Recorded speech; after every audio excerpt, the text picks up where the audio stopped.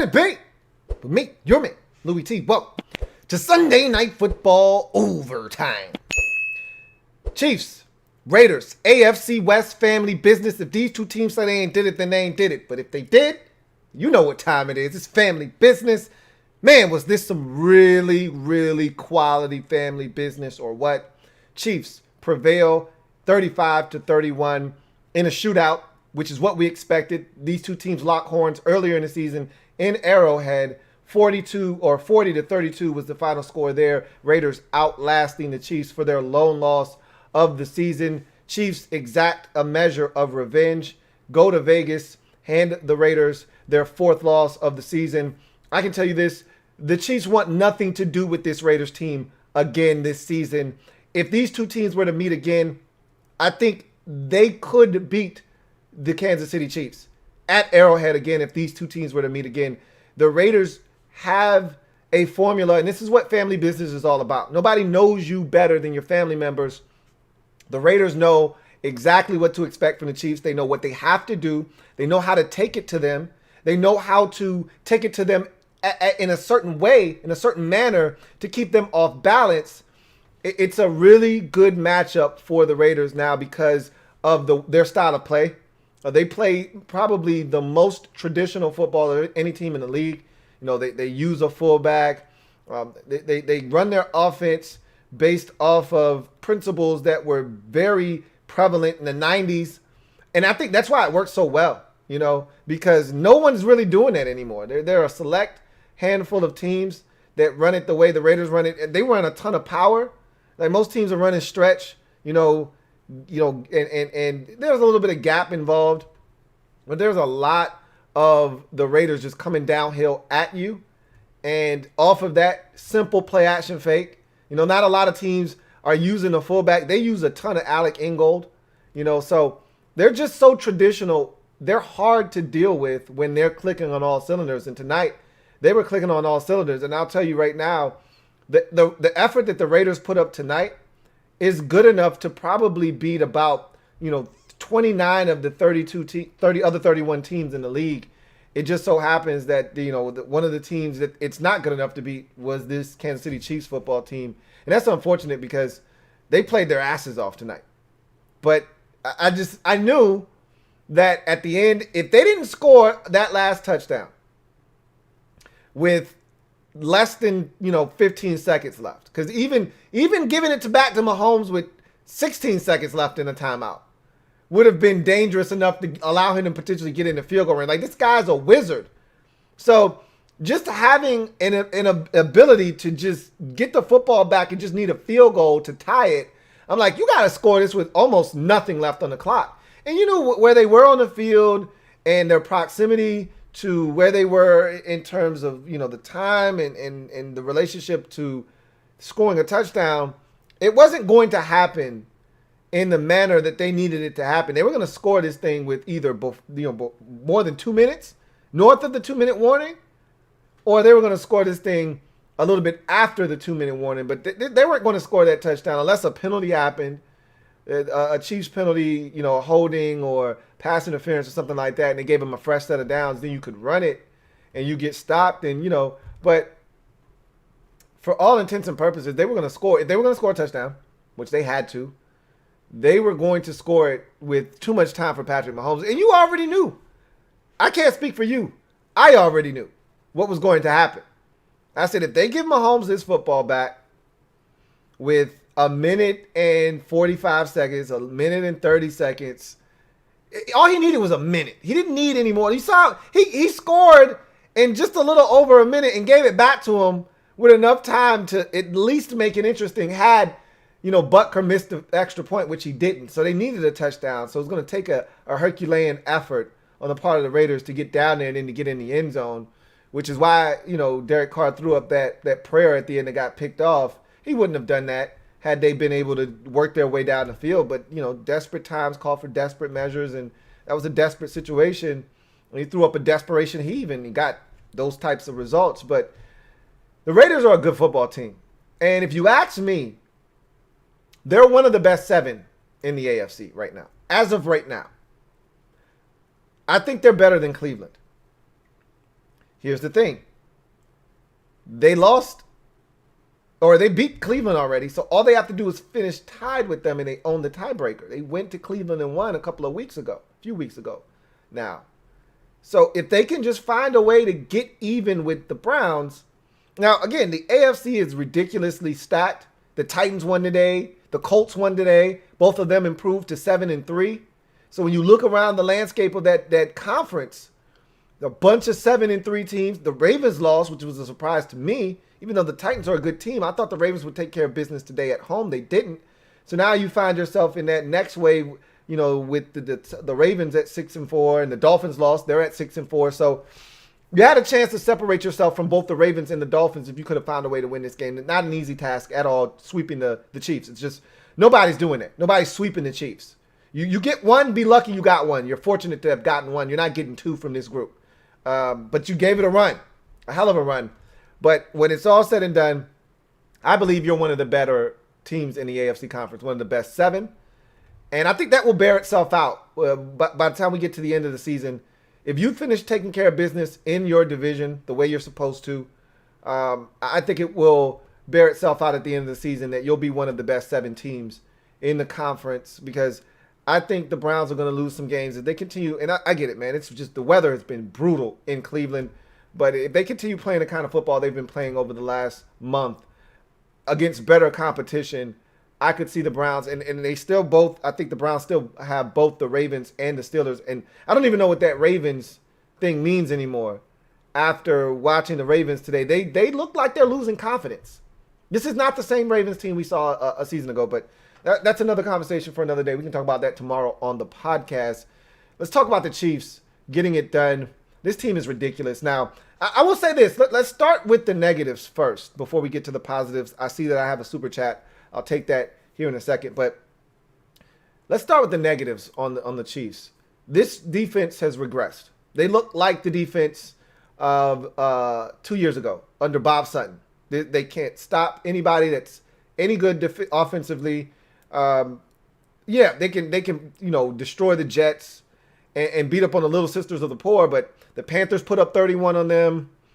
This Raiders team put up 40 on them, put up another 31 tonight. Anytime they play anybody with a little bit of offense, this defense struggles.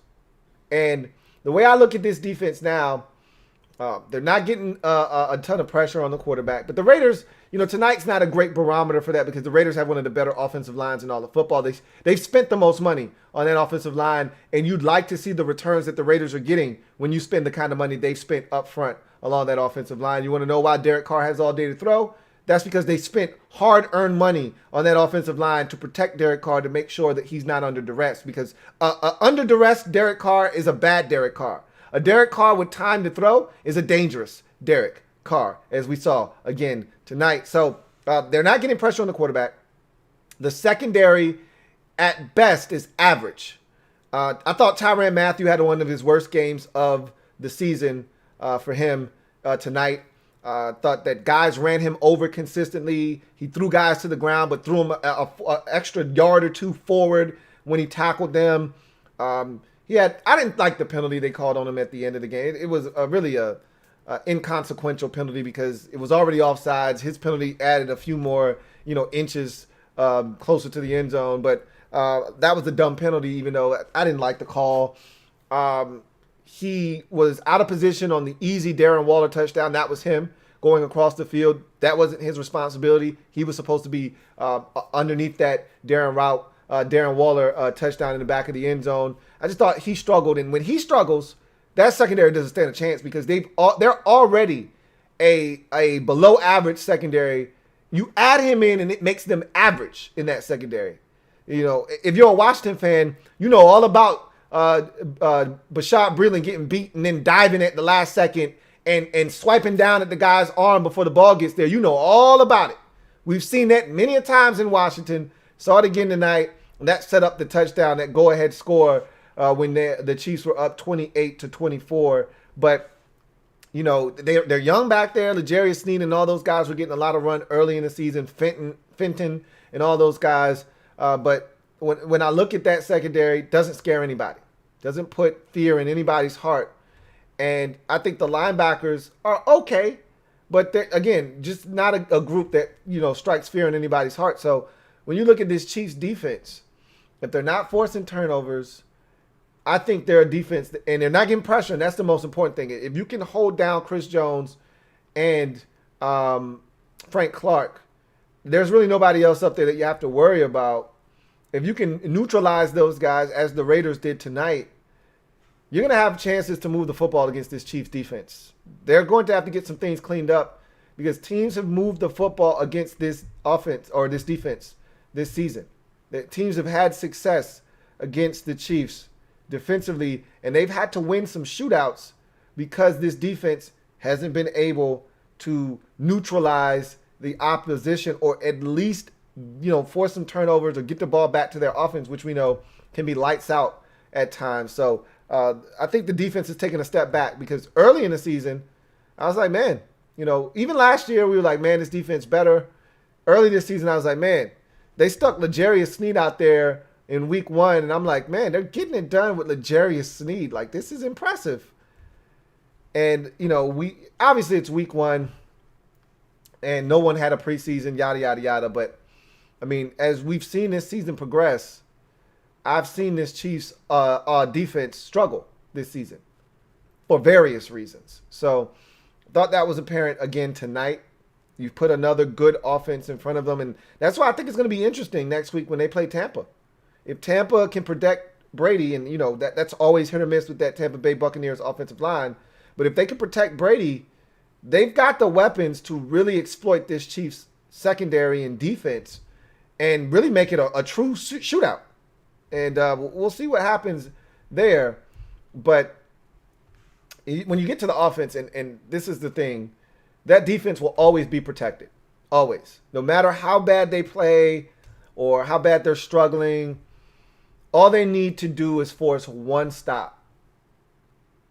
Because this offense has the ability to score on every possession. And it's not going to work out that way every single game. They're not going to score on every possession. They didn't score on every possession tonight. Mahomes had the bad interception right before halftime. He's screaming at, Demarcus Robinson to come back, but he should have thrown that football inside, not behind him, and he would have walked in the end zone for a touchdown. That's nor here nor there. I think they had one punt and that one interception. Outside of that, this offense scored on just about every possession. Scored 5 touchdowns tonight. 5 touchdowns tonight for this Chiefs offense. So if you're the Chiefs defense, you don't have to do much. Force a field goal here, maybe a punt there. If you can get a turnover, great, but you don't have to get turnovers. They don't need your help offensively. They don't need short fields. Just get them the football. They can start at the 1 and go 99. They can start at the 8 and go 92, as we saw tonight. Or they can start at the 20 and go 80. They don't need your help. Just get them the ball. So, as you saw tonight, Mahomes is always going to be a problem as long as there's a Kelsey, as long as there's a Hill, as long as there's a Clyde Edwards-Helaire. And, I mean, Samuel Watkins to me is still the X factor. But as long as there's another guy or guys collectively tonight, you got Mecole Hardman stepping up on that final drive with the catch. He only had one catch, but it was a big catch. It was an impactful catch. I thought Demarcus Robinson stepped up tonight. He was the guy that was the other receiver. You always need one more guy to step up in that group. Pringle even gave them a little something before he got injured, Byron Pringle. So they can come at you from all different angles. And at some point, Samuel Watkins is going to be back, and they're going to be dynamic again. And they go through this every year because at some point Samuel Watkins is going to get hurt. He's going to miss 3 or 4 games, and they're going to have to survive without him. And then he comes back, and he makes this offense even more dynamic than it already is. So to watch them function the way that they did tonight, knowing that you got to stop 87. If you try to take him away, then 10's going to get you. And if you try to take those 2 away, then 11 can get you. And it just keeps going and going and going. You take 11 away, 17 can get you.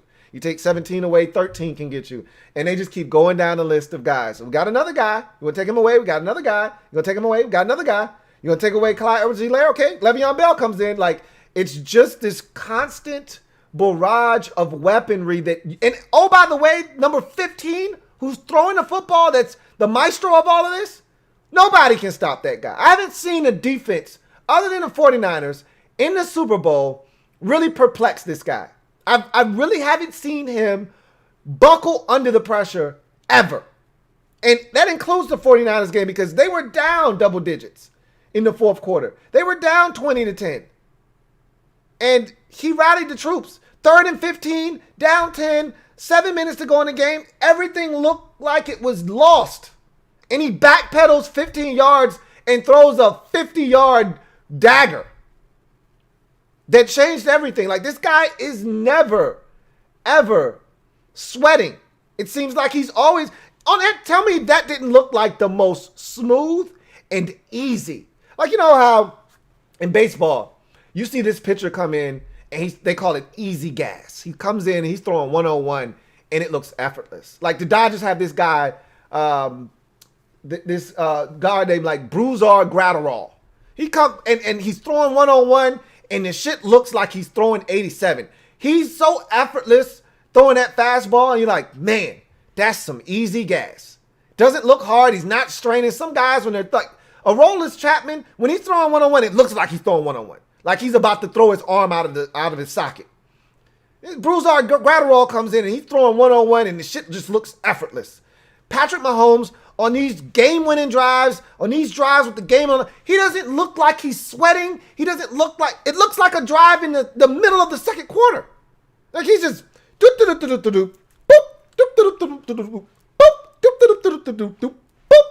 and then, you're going to come with a little bit of pressure, just going to scramble out to my right. You're going to come with a little pressure, just going to backpedal, 4th down. You know, like, it just never ceases to amaze me. On the drive, when they were down 24-21, it's a 4th down. Got to have it. They bring pressure. And he just backpedals. And it's 2 receivers there, and he just perfectly passed right there to Demarcus Robinson, move the sticks. Like, this guy is always in control. Always.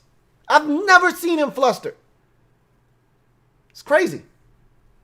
It's crazy. And on that last drive, did you have any doubt? Be honest with me. Raiders fan, Chiefs fan, a fan of a different team, you watched the game. Did you have any doubt when the Raiders scored that touchdown, when Witten caught that touchdown pass? And the first thing I did, I don't know about you, first thing I did, look down to the corner of the screen. How much time left? Oh, okay. Y'all lost. y'all lost the game. I don't know about you. First thing I did was, oh, okay. Minute and 28? Okay, yeah, y'all lost the game. You know, whatever it was. I don't remember what it was. I just know the first number was a 1. That's all it needed to be.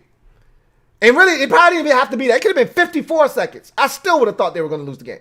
Whether it's a field goal to send it to overtime or it was a touchdown, they still were going to lose the game. In my mind. Because it's Patrick Mahomes.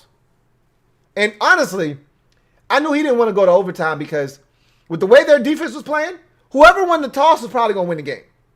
Seriously. If the Raiders would have won the toss, did you have any confidence in that Chiefs defense to stop them from moving it right down the field and scoring a touchdown and winning the game on the first possession of overtime? Is that damn sure it didn't. And same thing can be said for the Raiders defense. Did you have any confidence that they would be able to stop Mahomes in that group if they would have won the toss? So I figured Mahomes was like, look, let's just get this shit over with now because I don't trust the defense to get a stop. They haven't really gotten one all night long. I'm not going to look for them to get one now. Let's just take it into our own hands and get the dub. And so, man, he's so good. And you know, the crazy part is he probably won't win the MVP on some Jordan shit this year. Seriously. Like, they will look at his stats. They'll look at him and say, well, we can't give it to him again. We just gave it to him a couple of years ago. I mean, yeah, he's the best player in football, and he's got the stats to back it up. We probably should give it to him, but let's give it to somebody else. Like, that's the only reason Jordan didn't win the MVP every year he was in the league. It's the same thing you could say with LeBron. Like, every year, and there's some years where you go, look, man, LeBron was awesome this year, but, you know, Antetokounmpo, he was pretty damn good too, and they've got the best record in the league, so, you know, he deserves it. Like, every year Jordan was in the league, you'd be like, man, honestly, who's better than Jordan? Nobody. Like, you should give it to Jordan. Be like, come on, man. Give somebody else a chance to win the MVP. Give it to Barkley this year, man. Shit. You know, give it to Clyde Drexler. You know, give it to somebody else. Let somebody else win the MVP. You know, and it would just piss Jordan off. But that's how they're going to treat Patrick. Like, honestly, who's better than Mahomes? And I talked about how this is the quietest, when they were 7-1, I said, this is the quietest 7-1 I've ever seen for a defending Super Bowl champion. Nobody's talking about the Chiefs. Then they won another game. I said, this is the quietest 8-0. And Mahomes, I talked about the MVP, and I said, nobody's talking about Mahomes. Man's thrown 1 interception all year. Now 2 to the same team, these Raiders. But the guy's thrown damn near 30 touchdown passes, only thrown 2 interceptions now, and nobody's talking about Patrick Mahomes. And he goes out and he does. But this is what's going to change the narrative. He's going to be, and that's the thing that was crazy to me coming into this game. I'm like, how come we haven't seen more of the Chiefs? Like we've seen the Buccaneers 15 times this year. We've seen the Saints 19 times this year. I'm like, okay, enough of that shit. Enough of those teams. Why haven't we seen more of the Chiefs? We saw them in week 1, and then we saw them on that Thursday. We're supposed to see them on Thursday against the Bills, and that game got pushed back, and we got them on a Monday, so that was a weird time. And we got them on a Monday early in the season against the Ravens. I'm like, where are the Chiefs on national television? You're going to see them tonight. You saw them tonight, and you're going to see them again in a couple of weeks against Denver. And it's those games that are going to start to put him back in the public eye, because sometimes out of sight, out of mind, you don't see a guy, you don't really know what he's doing, but they're 9-1. And you know what? I'm going to say this, and then I'm going to get to your comments. You know what's crazy is if you're the Pittsburgh Steelers, you're on this immaculate run. You're 10-0. You're playing outstanding football. You slip up one time. It could happen on Thanksgiving. Ravens are backed into a corner. Everyone's talking about how bad they're playing. And look, all they can do is come out and fight on Thanksgiving. You slip up one time, and you can mess around and no longer have the best record in the AFC and no longer have the inside track to the first round bye that only one team is going to get more likely than not in the AFC playoffs and in the NFC playoffs, in the playoffs this year. Isn't that crazy? You're 10-0 and you could slip up one time. And you could be the 2 seed. Isn't that crazy? But this Chiefs team, man, they got a tough schedule. And that's the thing that makes it really scary is that I look at the Steelers, I don't think they're battle tested. I've looked at the teams that they've played this year. They've had a really cupcake schedule, really easy schedule, has the AFC North. And they've taken advantage of that. I'm not here to knock the hustle. You only can beat the teams they put in front of you. But the Chiefs are going to go through hell and back to get to 14-2 or whatever it is, and they're going to be battle tested. And I think that I would not be shocked if the Steelers lost the first playoff game that they played, because I'm watching them this year, and I'm watching some of these games. I'm still not overly impressed. The only thing that I'm impressed with the Steelers is their defense. Did they put one on Jake Luton today or what? They really overpowered that Jaguars offense today. Man, that was impressive. I'm not blown away by their offense though. I'm not, and I really feel like if they play a team like these Chiefs, or a team that can score a little bit, I think they could be in some trouble. I really do. We're gonna see though, man. That should be fun. If they were to meet, I don't think they play each other this season. Obviously, the Steelers didn't win that division last year, and those two divisions don't play this year. So they're not going to play in the regular season. But if they were to meet in the playoffs, I'm not saying, put it this way. It wouldn't shock me if the Steelers played the Titans again and lost to the Titans in the playoffs. It wouldn't shock me if the Steelers played, and I believe they do actually play the Colts here shortly. But it wouldn't shock me if the Colts were able to waltz into Heinz Field and beat them. I don't think they would, but it wouldn't shock me if they did. This Chiefs team is going to be battle-tested when it's all said and done. You looked at the schedule. You see what they got left. You see what they got to deal with. They still got New Orleans. They got the Bucks. They've got tough games left. It's going to be interesting to see how this AFC thing shakes out, because I think Pittsburgh needs home field advantage more than Kansas City does. I think Kansas City can go anywhere and win. I'm not sure about that with Pittsburgh. Even though generally, defense travels more so than offense does.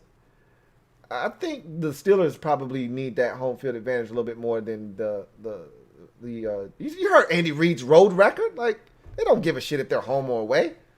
They go anywhere and win. So it'll be interesting to see how that thing shakes out, man. But this Chiefs team, they're dangerous. The defense ain't worth a damn right now. That's the only thing. If they don't win the Super Bowl again this year, the thing that will hold them back is this defense. We will look at this team and we'll say, if only they had a competent defense.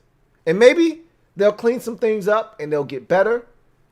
But to me right now, as I look at this team, as I sit here, the one thing that I look at and I say, if they don't win the Super Bowl, it'll be because ... And we can say that about 3 or 4 teams. That's how we felt about Seattle just 3 weeks ago. Look at them now. So things can change. Now, trade deadline is come and gone. The Chiefs haven't done anything. Like, what's going to drastically change? They've got a player. Unlike Seattle, they've got a guy that can take over games in Chris Jones. So they just need him to wake the hell up. They got Frank Clark. They got guys that can actually be difference makers. They just have to be difference makers. They got Tyrann Mathieu. They got guys, like I said, guys that can be difference makers. They just need them to be difference makers. Anyway, let's get to some comments. Got a super chat here. Let me take the super chats real quick. Lertz of Orthanic, thank you for the super chat. Lertz of Orthanic, greatly appreciate you. Who writes, Kelsey touchdown won my week by 0.6 points. Chiefs have mojo. Wow, that's a razor thin margin, but you got it done. A win's a win's a win in fantasy football. You take it any way you can get it. Man, was he wide open on that play. And that's the thing about having guys that are freelancers that, play as hard as Jonathan Abram does. Rarely are those guys in position. Those freelance guys that just play with a ton of energy.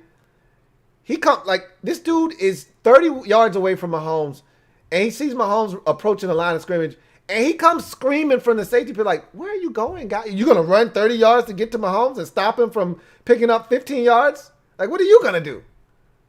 All you're going to do is piss him off and give up this 30-yard touchdown to Travis Kelce wide open in the end zone, which he did. Like, what are you doing? You can't. The best thing you can do is let Mahomes run. They don't have any timeouts left. Best thing you can do is let him scramble for 7 yards, and he'll slide. He doesn't want to get hit.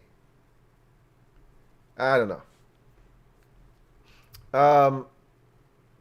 Got another super chat. This one is from, congrats, though, Alerts of Orthotic on the win. Got one here from Melvin Gloson.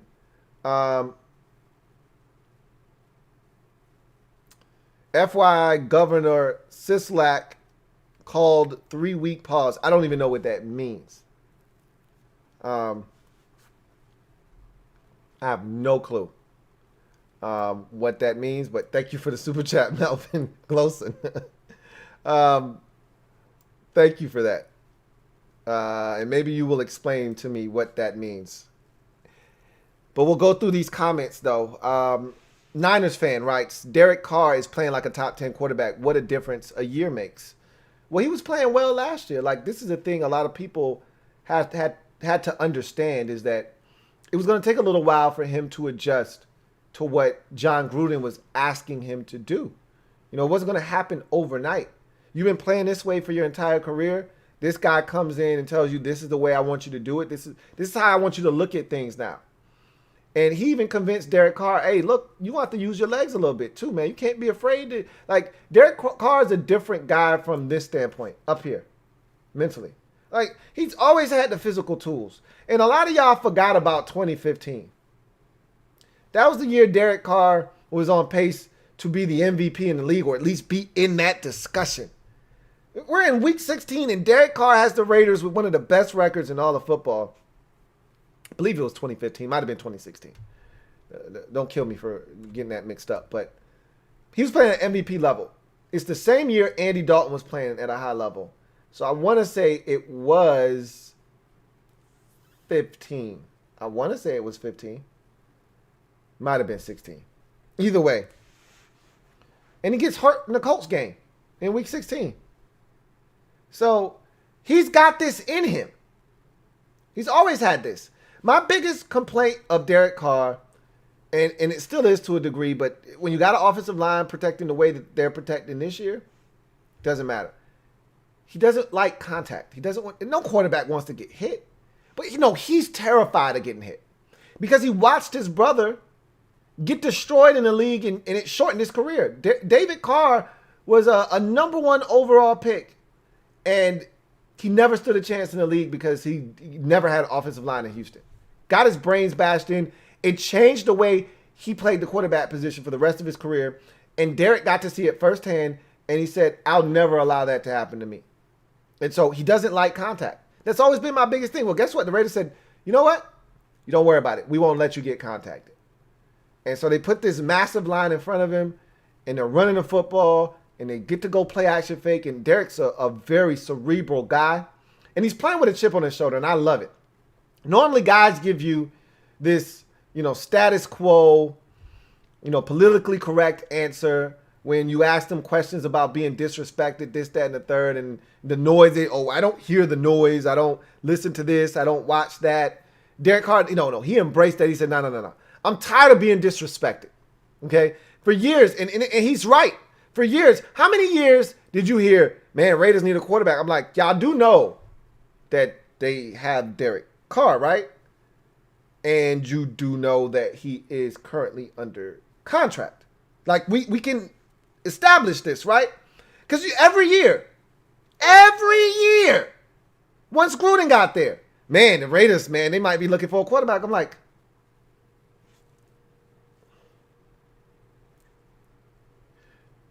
they got Derek Carr, right? No, I'm just asking. They got number 4. He does play for the Raiders. He doesn't stink, by the way. He's not terrible. You do understand this. And they were like, yeah, but Gruden doesn't like him. And I'm like, how do we know this? I can tell you this. Gruden doesn't like young quarterbacks. Never has, never will. He can like them from afar. Gruden has never been a fan of young quarterbacks. Always wanted veterans. Going back to his first stint as Raiders head coach with Rich Gannon, who was like 800 years old, won an MVP, and went to a Super Bowl. And, well, they didn't get to the Super Bowl with Gruden, but I think he either won the MVP with Gruden and they lost in the Tuck Rule game, or he won the MVP the next year when they got their doors blown off by Gruden when he went to Tampa. Oh, by the way, they won with Brad Johnson. I think Chris Sims might have been one of the few young quarterbacks Gruden ever gave a chance to. But for the most part, he's done it with Bruce Gradkowski and all these veterans. Like, he's never really been a fan of young quarterbacks. Never. So I'm like, you guys keep talking about the Raiders need to draft this guy, the Raiders going to do. I'm like, that's not even Gruden's MO. And I fell into the trap. I remember one year I fell into the trap because I had the Raiders drafting a quarterback in a mock draft like 2 years ago. Fell into the trap like a dummy, and I know better. But I've always respected Derek Carr's game. I've always criticized him for being a little bit too antsy and a little soft. But the guy's always been talented, and he's always been capable. And now he's got a full understanding of what John Gruden is asking him to do. He's got full command of this offense. And, oh, by the way, he's got weapons. Something that he didn't have last year or the year before that. Last year, it was literally Darren Waller and nobody else. Okay? That's why Antonio Brown cutting up was such a big deal. Because they went out and they signed the guy, Tyrell Williams, to be a number 2 and Antonio Brown to be number 1, and they thought they had it. And then Brown acts up in the preseason, and in the offseason, they cut him. Tyrell Williams is then thrusted into the number 1 role, which is not why they signed him. And it all went to hell in a handbasket. Well, now they've got weapons. They drafted a couple of young guys. And you see that Nelson Aguilar has stepped up.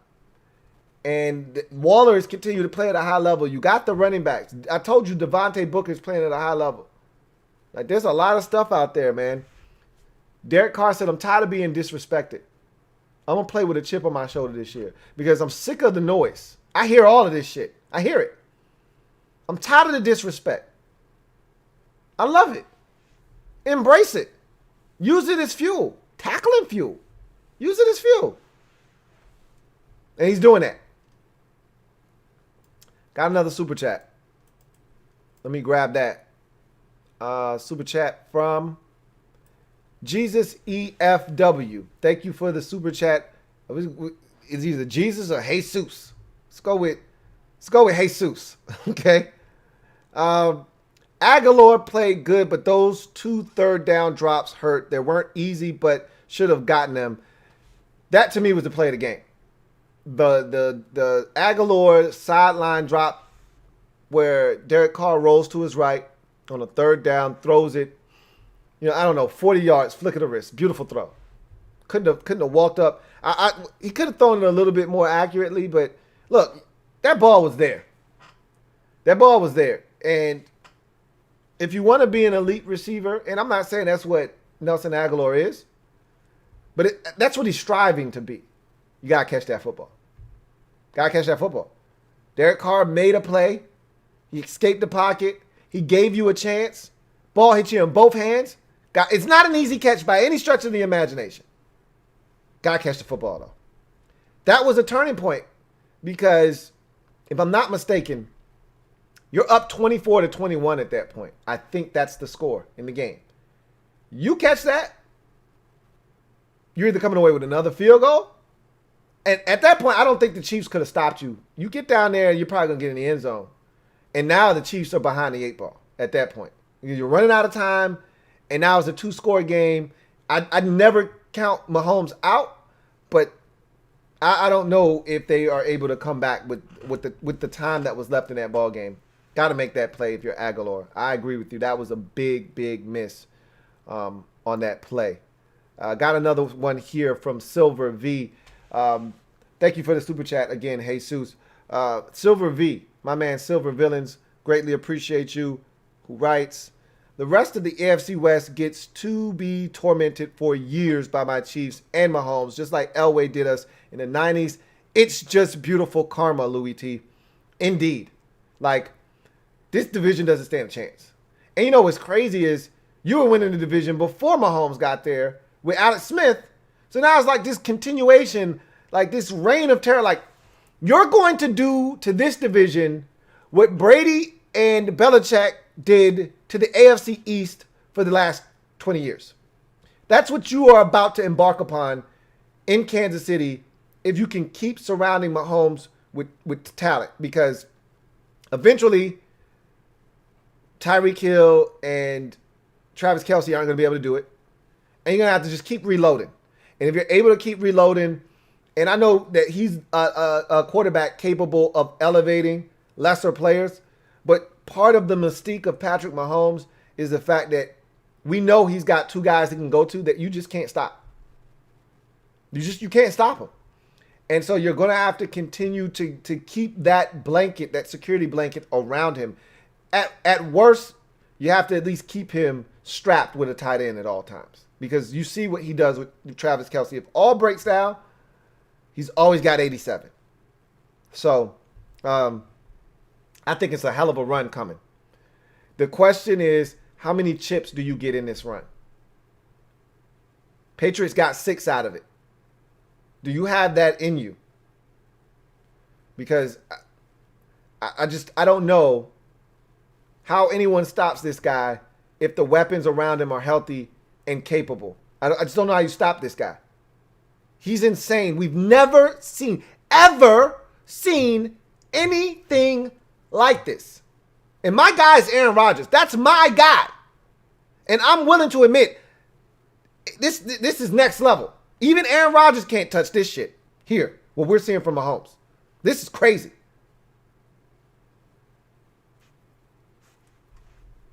Thank you for the super chat, Silver B. And don't forget about Hunter Renfrow either. I think too many people forget about Hunter Renfrow when you talk about this Raiders football team. He does all the dirty work. He converts on 3rd downs. He does a lot for this football team. And it was funny because my guy that's a Raiders fan asked me about Renfrow when they drafted him. One of my best friend asked me, you know, what you know about this Hunter Renfrow guy? I said, I'm going to tell you right now, man, you got yourself a slot machine. You know, in this league, guys in the slot win. And the teams that win big usually have a guy that can win in the slot, whether it's a tight end or it's a receiver. You just got yourself a bona fide slot machine. And you're seeing that right now in Hunter Renfrow. JCamman99 says, I wanted the Raiders to win, but it's bad for the Bills. You can want them to win all you want, but wasn't going to happen. I just didn't see a sweep coming. They were close. They had opportunities. I just didn't see it happening. Cody _ says, today hurt, Lou. I'm just so sad. First the Burrow injury, then blowing a 14-point lead, then having MVS fumble in overtime. Bad day. That one hurt me to the core because I needed that one for my football pool sheet. I needed that one. I was on pins and needles. First of all, you know, the first half happens. Mind you, you got to remember, I did the Washington overtime program. You were there for the beginning of it. And all I could think of was you the whole game because you told me we're going to lose to the Colts and we're going to get blown out. So the whole time I'm watching this game, I'm thinking of you, Cody. And they jump out to the 28-14 lead, you know, 21-7, then 28-14 at half. And I'm thinking, I told Cody's ass what was going to happen. I told him they haven't been at full strength offensively all season long since week 2. They got their guys back and they about to do these boys. And then the second half happened and I'm like, guys, what the hell? The defense was abysmal. The offense, I thought that, I'm going to tell you why you lost the game. I thought you lost this game because of your head coach, Matt LaFleur. I thought every crucial situation in the game, he elected to throw and did not run the football. And I thought there were better ways to go about some of the things. How many times did you guys fail on 3rd and 1 in this game? 3rd and 1, 3rd and 2. I thought that you could have run the football. Spread them out. Gun run. Pick up the first down. Like, don't get into a big formation and try to run against the Colts. They're going to shut that down. But spread them out. You got in the 3rd and 1 a number of times in the second half and failed and had to punt. Then you get the fumble by Shepard, and it was just a mess in the second half. And despite all of that, still had a chance to win. Still had a chance to win. And even when MVS fumbled, I thought about you again. Because you said, that's my guy, but he's got to go. And I said, look, MVS just made the big play to set up overtime. And I didn't like that sequence either because I didn't think you needed to spike it with 40-something seconds left to waste it down. You got plenty of time now. You're already in chip shot field goal range. You don't need to spike it. For what? Go up to the line of scrimmage and call a play. You might burn off an additional 14 seconds. Time is not a factor now. You're either going to score this touchdown or you're going to win this game. And you go up there and you waste it down.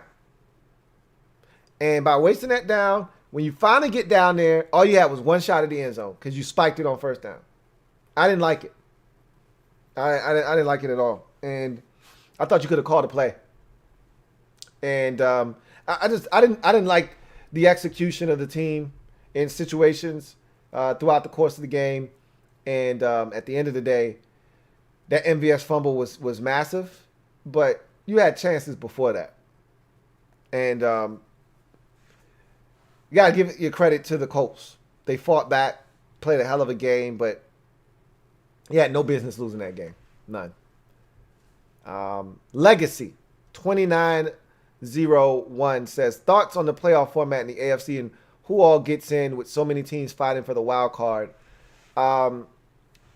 It's going to be interesting. Let me pull up the AFC playoff picture. I can kind of picture it in my head, you know, with the Steelers and the Chiefs and the Colts and the Bills. So it would be, I think the Bills are 3rd, and then the Colts are 4th. Titans would be 5th after winning today and getting to 7-3. Then I think it's Cleveland 6th, and then it gets interesting at 7. Let's pull it up though, and see exactly what we're dealing with here in the AFC real quick. and find out what we got. So, in the AFC conference, it's Pittsburgh, Kansas City, Buffalo, Indy. Tennessee's fifth, like I said, and in Cleveland sixth. The Raiders right now are the seventh seed in the AFC if the playoffs were to start today. I still see Baltimore getting in. So right now, for me, I would just simply swap out Cleveland and Baltimore, and that would be my 7 teams. I think the right 7 are in right now, with the exception of Baltimore being on the outside looking in. I think you swap them with Cleveland, and I think you got your 7 teams in the AFC. What Miami is doing is cute, but they're not ready. That loss at Denver proved that today. Tua Tagovailoa got sacked 6 times. They took him out of the game. I think he hurt his ankle. You know, you hear people talk about he got benched for bad play. He got banged the hell up. Got his ankle rolled up on. This is why Tua is a liability, because he's fragile. But what they're doing is cute, but they're the Dolphins, and they're not going to make the playoffs. I think it's going to ultimately be Cleveland on the outside looking in when we're done. Let's look at Cleveland's schedule real quick to see what they have. They got the Jags. They should win that. Then they got the Titans. Then they got the Ravens. They got the Giants, the Jets. Well, shit. I don't know. They might be hard to keep out just because of the... I told you, the AFC North, cupcake-ass schedule. They had the perfect alignment for everybody in their division to eat this year. You played the AFC East, which is horrible, outside of the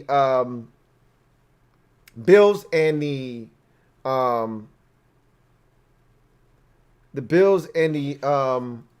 Dolphins. And let me make sure that, because I don't remember them playing New England this year, and I don't think they play New England. Nope, they play the AFC South, actually. Which, shit, that's even better than the AFC East. Because that's just the Titans and the Colts. The Texans and the Jaguars stink. So, and then they play the NFC East. So, it's going to be tough to keep Cleveland out, honestly. They haven't used up their Eagles. They used up their Eagles today. They haven't used up their Giants get out of jail free card, which not actually a Giants get out of jail free card. They actually play defense, but they should beat the Giants. They should beat the Jaguars.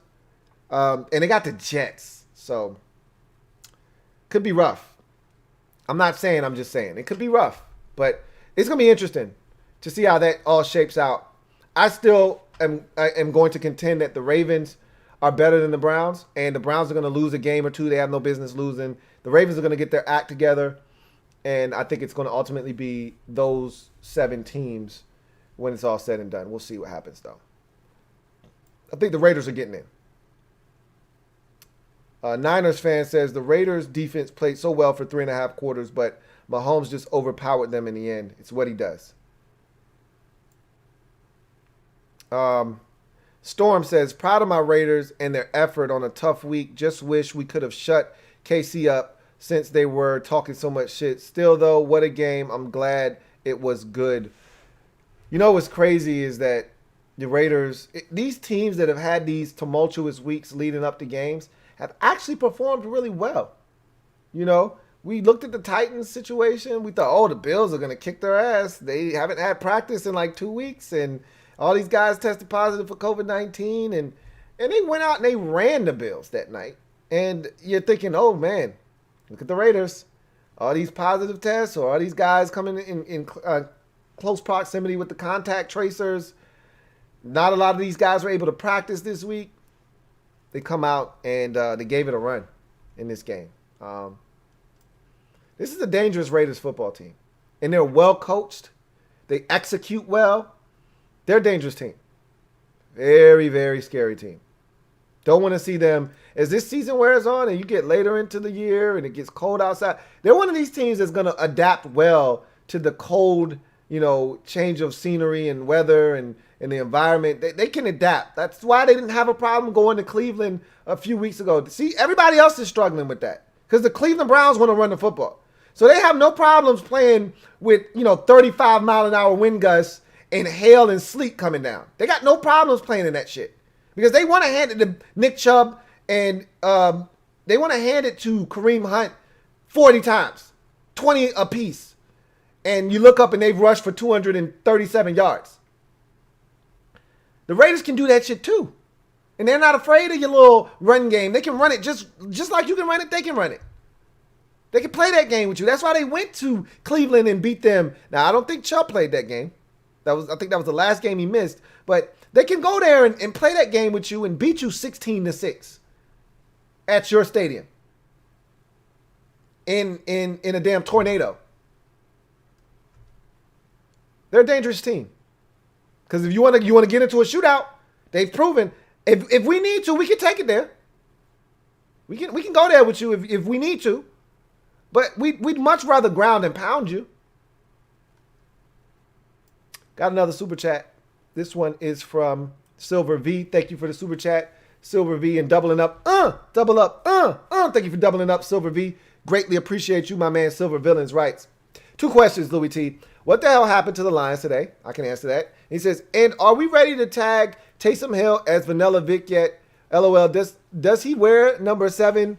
Taysom Hill is I think he is number 7. Now that you bring that up, I think he is. I'm trying to think for sure. Is he 7? I think he is number 7. He doesn't wear a double-digit jersey. I think he is 7. I'm going to look it up because now you got me thinking. I think he is 7, though. Let's see. Let's get to the bottom of this right now. Yeah, he's 7. he's definitely number 7. There's no Vanilla Vics going on. Let's stop that. Like I told you, that's an injustice to Michael Vick. We have to stop this Vanilla Vic thing. Taysom Hill actually played well. We'll talk about that tomorrow on the on the podcast. He actually played really well. I think some people, including myself, owe him an apology because he played exceptionally well. But this is what I expect from Sean Payton. Anyway, what happened to the Lions today? Well, they were really banged up. They didn't have their number 1 receiver, which he hasn't played in damn near a month now, but didn't have their number 1 wide receiver. They didn't have Danny Amendola. He was out this week. I think they were without their rookie, DeAndre Swift. Let me check. Because I watched that game. I don't recall seeing him, but I could have just not been paying attention enough. No, he didn't play in the game. He was out too. So they were hurting, man. No DeAndre Swift, no Kenny Golladay, no Danny Amendola. And then to make matters worse, Stafford was banged up himself, not to make any excuses. They didn't protect Stafford well. The Panthers got after him. They were never comfortable offensively. They were out of sorts. They did have one big play that could have gotten them back in the game. I think they were down either 14-0 or 17-0 at the time, but they do this double pass. Stafford steps up, throws a deep ball to Marvin Jones. It's like a 55-yard touchdown, and they get called for illegal formation. Somebody wasn't on the line of scrimmage or some bullshit like that. And when you do stupid stuff like that, you deserve to get blanked. And it's as far as P.J. Walker is concerned, he was good. It was good P.J. It was terrible P.J. He threw 2 interceptions. That score could have been 34 or 30-0. He threw 2 interceptions in the end zone. 2. Without those, this is a true, pure, unadulterated ass whooping. So it could have been worse. They got after Stafford. He was never comfortable. He was already without weapons. They couldn't run the football. He had nothing to lean on. They were in 3rd and long for much of the day. And the Panthers did a really good job of getting off the field on 3rd down. As a matter of fact, I'm going to go ahead and say 3 of 12 on 3rd down. I'm probably wrong. Let's look at the stat real quick. 3 of 14 on 3rd down. They never could sustain offense. They had bad field position for much of the day, and they couldn't keep possession. It was just a bad day all around. It's the kind of game that you look at and you say, hey, you're about to get fired, aren't you, Matt Patricia? You're trying to get fired. Like this was an abysmal performance. And I get it. You got guys injured, and it's a tough spot to be in. They didn't have their starting quarterback either. Well, not either, because you had yours. Their starting quarterback was out, and you got embarrassed. And not to say that the Panthers, because they played competent ball all year despite being 4-7 on the season, or 4-6 on the season.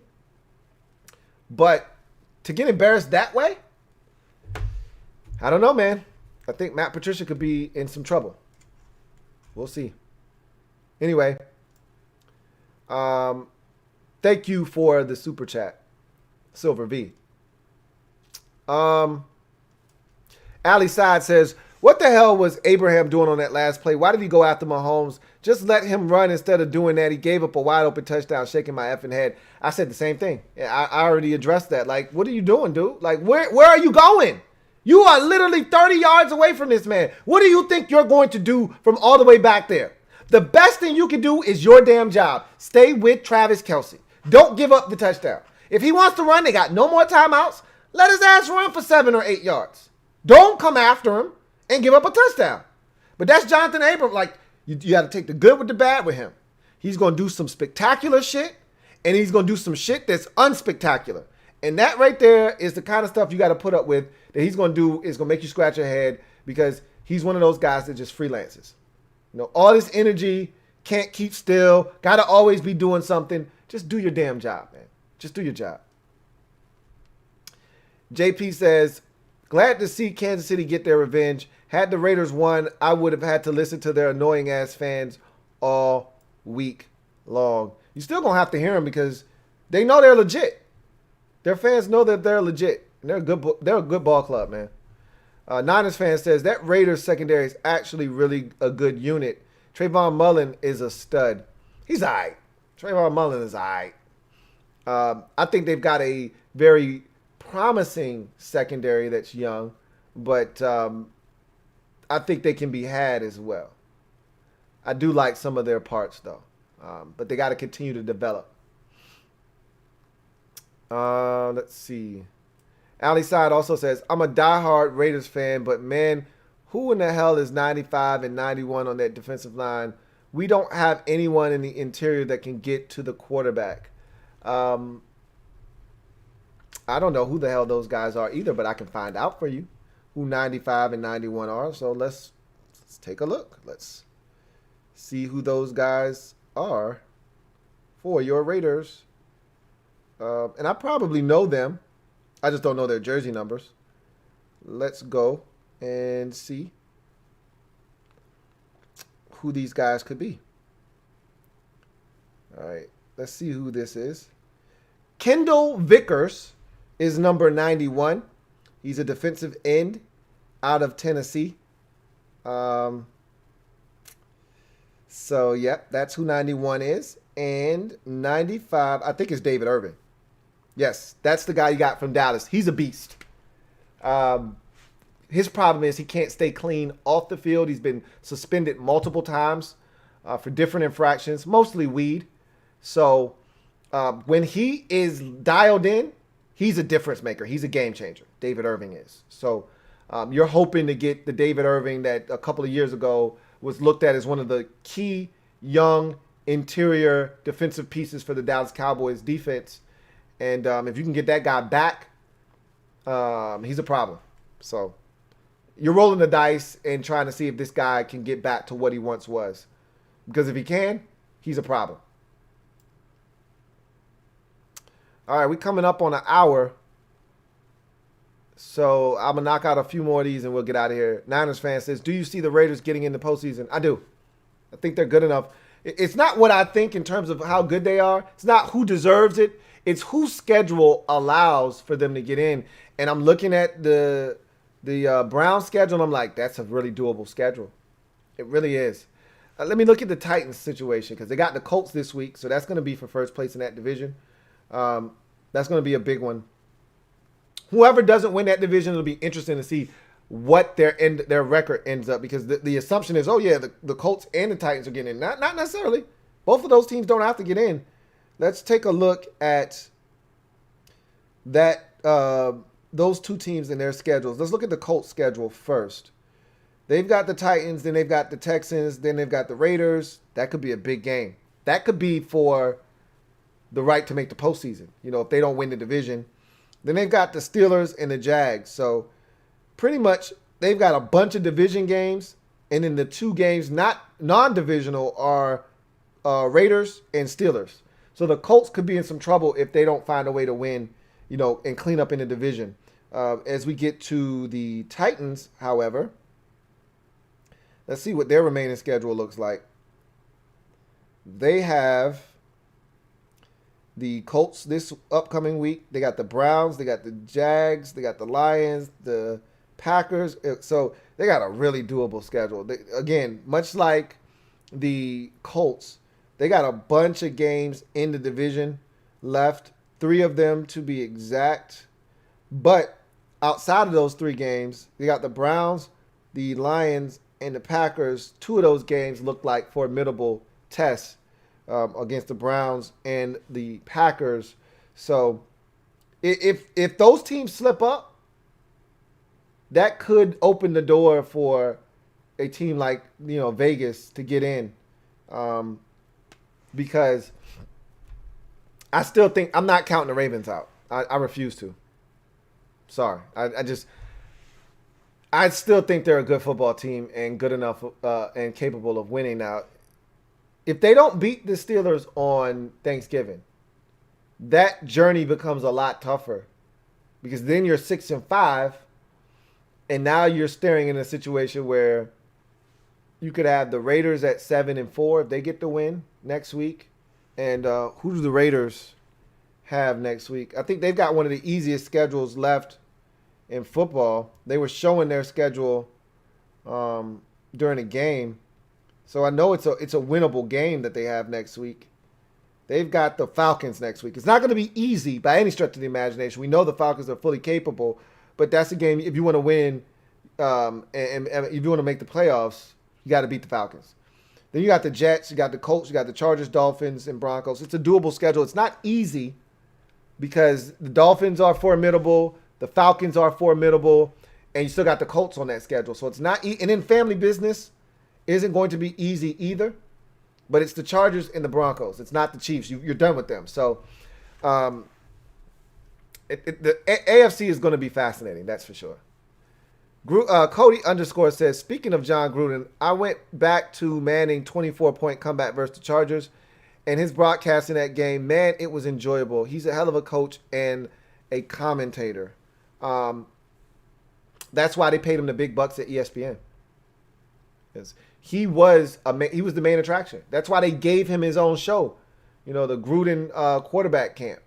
They built a whole block of programming around just him, similar to the way that they do with Stephen A. Smith. Jonathan says, "What up, Louie? Happy early Thanksgiving. Hope you and your family are doing well. Stay safe and eat them turkey." I appreciate it, man. Likewise. And y'all will see me one more time tomorrow night.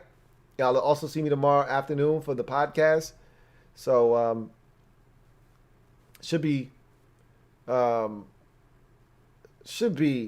interesting after I have a chance to watch the remaining 3 games that I haven't watched yet. And we'll talk about all of the games tomorrow on the podcast or today. But happy Thanksgiving, happy early Thanksgiving to you and yours too. If we don't speak again, Jonathan, man, I really appreciate you and look forward to chopping it up with you after Thanksgiving in my bye week. Storm says, remember that Las Vegas was missing 3 starters and 7 didn't practice because of COVID. Not crying about it. They messed up, but imagine a game where these 2 teams are actually healthy. I mean, shit, I enjoyed the game tonight with all of that said. So, that Raiders team is dangerous, period. JP says, both teams played some really shitty-ass defense tonight. This game should have been 40-plus for both teams the way it was going. You can sit here and chastise the defense. Let's not act like we didn't see some pristine offense tonight. Like, don't act like the Jets can score, 30 on this Chiefs defense or the Raiders defense. This was the Chiefs offense with Patrick Mahomes, Travis Kelce, and Tyreek Hill. And this was the Raiders offense with Darren Waller, Nelson Aguilar, Henry Ruggs, and Hunter Renfro, and all of these guys. Josh Jacobs and company. So these are two dynamic offenses with really good players up and down. Wait till Bryan Edwards starts to figure it out at wide receiver for the Raiders, who just came back a few weeks ago. Like, there's so many weapons for these two teams, it's ridiculous. So, yeah, the defenses weren't good, but they weren't good because the offenses are that good. Ali Side says, Lou, who do you think we're better than? The Dolphins or the Ravens? I don't think we're better than the Colts or the Titans. I think you're better than the Dolphins. I know you're better than the Dolphins. I don't think you're better than the Ravens, but I'm not sure that the way the Ravens are playing right now, I'm not sure that you wouldn't beat them. They're lacking confidence right now, are the Ravens. So I'm not sure that if you played the Ravens, whether it's at M&T Bank or in Vegas, I'm not sure if you don't beat them right now. That doesn't mean I think you're a better team than them. I just think that they're struggling with confidence. Come talk to me in 3 weeks and the Ravens might beat the Steelers on Thanksgiving and get hot because their schedule isn't all that tough down the stretch. They just need to win. And if they beat the Steelers on Thanksgiving, they could just change their whole season, turn everything around. So I don't think you're better than the Ravens. I know you're better than the Dolphins. And I don't think you're better than the Colts or the Titans either. Jonathan says, I'm still also recovering from my Colts winning it big in OT against the Packers, LOL. That was a massive win. I was pissed off. When MVS fumbled that football in overtime, I didn't even stay for the end of the game. Once he fumbled, I went and gave my son a bath. I was like, I ain't staying around for this shit. I was pissed off because I knew I lost the game at that moment. So, Rich says, Lou, where are you from? You give me Southern vibes. Plus, you a Grizzlies and a Braves fan, and you said your pops from the islands too. Where are you from or live? I live in Virginia. My family's from the Virgin Islands, and it's a long story as to how I became a Grizzlies fan, but I'm a fan because I grew up in Virginia. We don't have any professional teams, obviously, in the state of Virginia, so we don't have any teams that dominate the TV scene around here. So I grew up because TBS, Turner Broadcasting System, had rights to the Atlanta Braves. So I saw more Braves baseball than any other team in baseball. So that's how I became a Braves fan, because that's all I saw. So I became a Washington fan because all I saw growing up was Washington football, because that's the closest market to where we live. So that's how I became a Washington fan. And I'm a Duke basketball fan. Why? Because Duke was on when I was growing up. That's all I saw. Notre Dame Fighting Irish football fan. Why? Because that's all I saw growing up. Again, all of it makes sense because Notre Dame has always had, their games televised on TV, whether it's on NBC or whatever. So I've always seen Notre Dame Fighting Irish football. That's why I'm a fan. So, the Grizzlies is the only one that doesn't kind of fit in that narrative.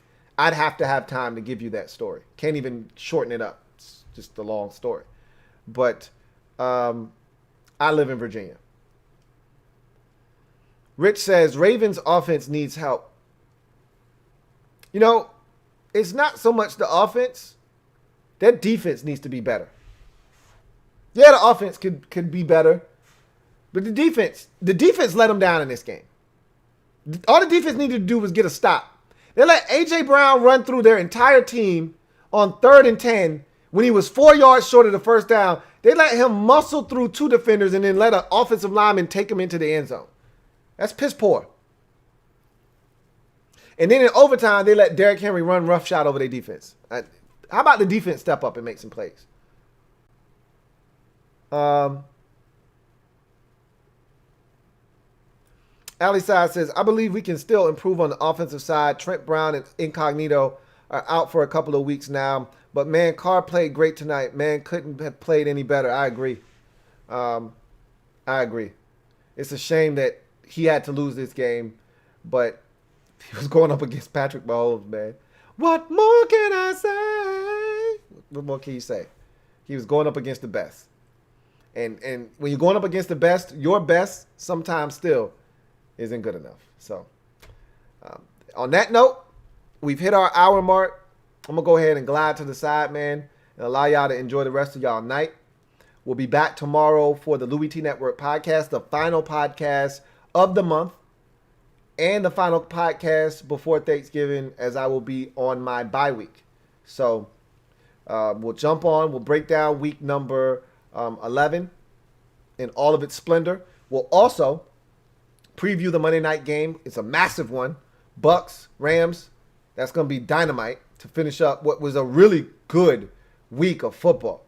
You know, when you look around the league, a lot of really good football games, including this one we got tonight between the Chiefs and the Raiders. So we'll be on the pod tomorrow, and then we'll wrap that game up, and that'll be the last time I'll see you guys prior to Thanksgiving. So I'm looking forward to that. You guys enjoy the rest of your night. If you haven't already done so, what are you waiting on? Go ahead and subscribe to the Louie T Network for more great content. Turn on that notification bell so you don't miss a thing. And also hit that like button if you haven't already done so. Looking forward to chopping it up with y'all tomorrow, talking about all of these games. I enjoyed myself thoroughly. I looked over at my girl when I was watching the 4 o'clock games, the Vikings and the Cowboys and the Colts and the Packers. And I'm watching the Broncos and the Dolphins. And I'm watching the, what was the other game I was watching? The Jets and the Chargers. I said, man, I love football, man. This shit is almost over. It's week 11. Shit's almost over. Can you believe it? God damn it, man. It's almost over. Enjoy it. Enjoy it while we got it, because it's almost over. And no telling what the hell this COVID's going to do and if we'll get it next year. With the way the NFL has handled this thing, I feel like they're just Teflon. They're the only league that said, to hell with you, COVID. We going to get it done one way or another, by hook or by crook. And so I'm going to enjoy these last 6 weeks of the regular season. And hell, my team's playing. And look, we ain't shit, but we playing for some shit on Thanksgiving. First place on the line. Who knew? 2, 3, and 7 teams will be playing for first place on Thanksgiving. Only in the NFC East. Only in the NFC East. Anyway, that's going to do it for me, your man Louie T. I thank you guys for chopping it up with me. Remember, if you want to cop some of the merch, LTN merch available, use the promo code. Give thanks. All right, give thanks. It's not, you don't have to use any caps. It isn't cap sensitive. No space. Give thanks. The link is down below to the Print Champs website where you can get access to the merch, hoodies, shirts, hats, beanies, you name it, it's there. You want to support the Louie T Network, cop some merch, use the promo code Give Thanks for 25% off any purchase of $50 or more. With that being said, I'm out of here. You guys enjoy the rest of your night, and we will reconvene tomorrow for the 115th installment of the Louie T Network podcast. Until then, I'm your man Louie T. God bless and good night. LouieTeeNetwork.